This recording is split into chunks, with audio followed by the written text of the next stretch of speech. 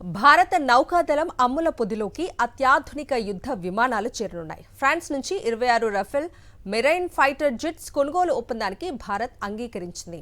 ఈ డీల్ విలువ 63,000 కోట్లుగా అంచనా. ఈ ఒప్పందం ప్రకారం 22 సింగిల్ సీటర్ విమానాలు, శిక్షణ కోసం 4 ట్విన్ సీటర్ విమానాలను భారత్ కొనుగోలు చేయనుంది.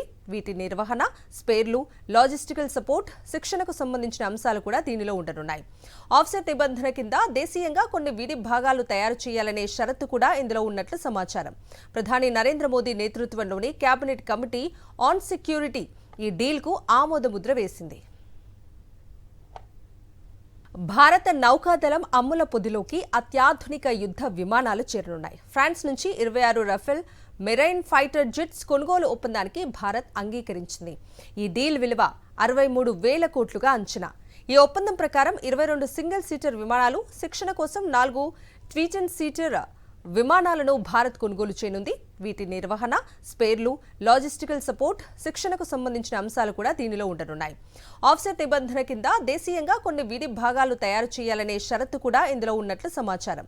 ప్రధాని నరేంద్ర మోదీ నేతృత్వంలోని కేబినెట్ కమిటీ ఆన్ సెక్యూరిటీ ఈ డీల్కు ఆమోదముద్ర వేసింది.